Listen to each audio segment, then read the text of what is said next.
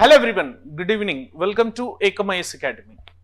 So recently on December 26th, 2024, Dr. Manmohan Singh, ex-Prime Minister of India and one of the greatest Prime Ministers of India, which India would ever cherish because of the knowledge which he has, have passed away.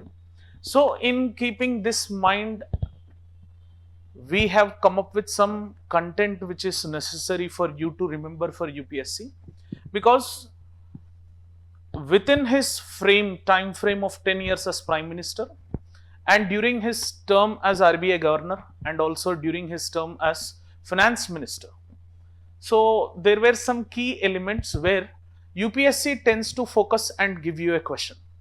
So I'll be addressing those particular events which happened during the tenure of Manmohan Singh. If you could see, India during 1991, before the economic reforms which have been introduced in India, like the LPG reforms, we had some issues with balance of payment crisis. Back then, Prime Minister PV Narasimha Rao along with Manmohan Singh have decided to launch these particular LPG reforms to tackle this particular issue of balance of payment crisis. So this is a bit background which we have. So possible chances are there in UPSC, either in prelims or in your GS paper 3, there might be a question like discuss the impact of economic reforms of LPG reforms or economic reforms which took place in 1991 on Indian economic growth and development. This might be a direct question which you might get in this particular UPSC mains. Agar prelims mein question pooch raha hai to they would be asking any question related with which of the following are the events which happened post these particular LPG reforms. They might give you the devaluation of rupee. They might give you like stringent laws which have been stuck to the stock market. So they might be framing up certain statements and they might be giving the question in that particular regard. Clear? So apart from these 1991 economic reforms, so-called as LPG reforms, we also have few events which Manmohan Singh has did. So to overcome the economic crisis back then, in that one of the most important aspect is devaluation of rupee. So this is one of the most important topics where people tend to lose hope on understanding this.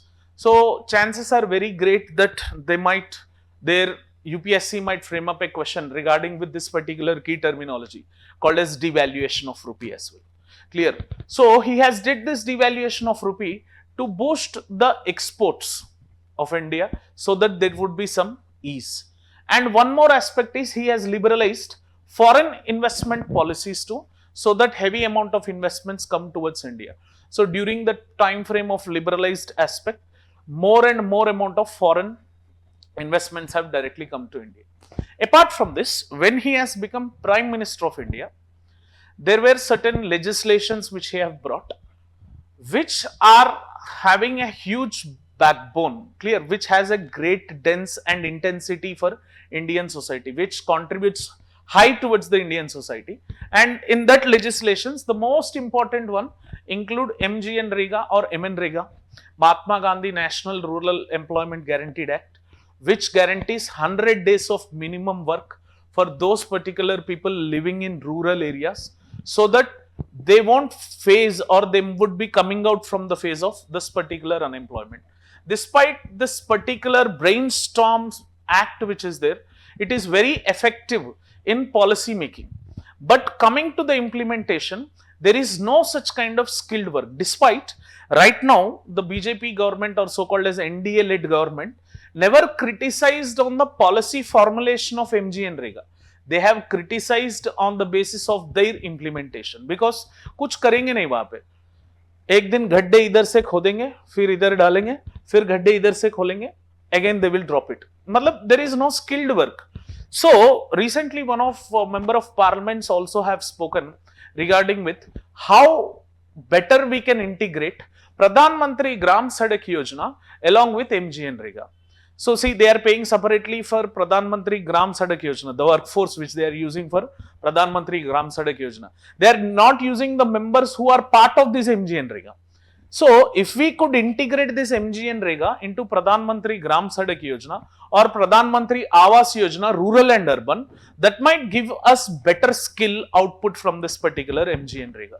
So this is one of the brainstorms which Manmohan Singh sir legislation, during the time frame of Manmohan Singh, we had this particular legislation which everyone know. And Right to Information Act 2005, despite initially it had loopholes regarding with the right to information, but later on this has opened up.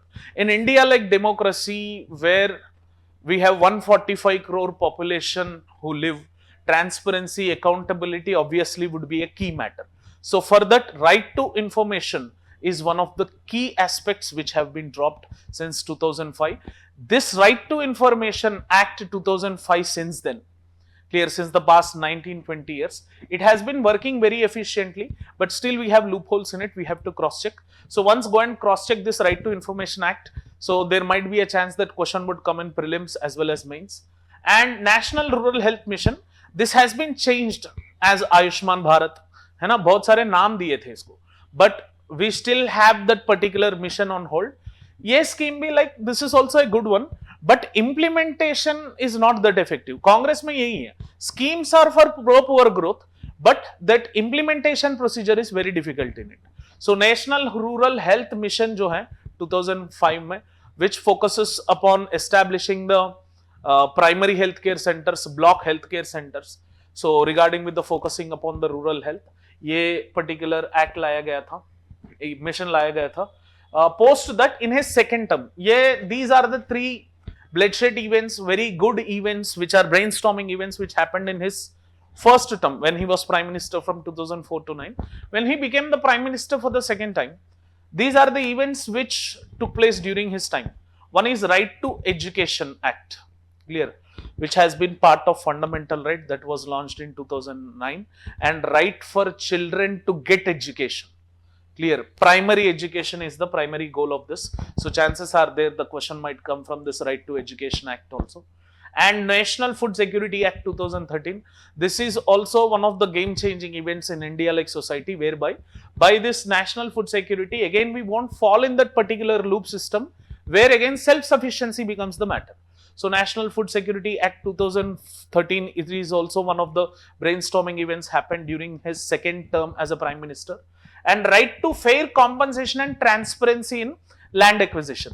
Generally, every time there is a mismatch between the land acquisition bill, because government मतलब land ले लेगी, but उसका जो rehabilitation procedure है और the resettlement procedure which is there, government never focuses post math, but to get right compensation is also a fundamental right as an individual who is part of Indian society. This particular act, the right to fair compensation and transparency in land acquisition after the rehabilitation, has come into picture. So my guess of chances are there are greater chances that question would be coming from this particular segment. ठीक है, तो चाहे भले वो prelims में आ जाए या mains में आ जाए, clear, we can't guess, but prepare this particular content, 100% notion is there, question is going to come, clear. तो ये key positions पे भी chances are there, one or two statements might drop in it. For example, let's say question पूछ सकते हैं, consider the following statements regarding with the national rural health mission, और consider the following statement regarding with the LPG reforms, और इसमें से एक point उसमें डाल सकते हैं. मतलब if we have 3 statements, one statement might come from the key positions held in government of India by mister Manmohan Singh. If you could once revise what all are the positions which he has held. In 1971 to 72, he was an economic advisor for Ministry of Foreign Trade. From 72 to 76, Chief Economic Advisor to Ministry of Finance. 1977 to 1980, Secretary Department of Economic Affairs, Ministry of Finance.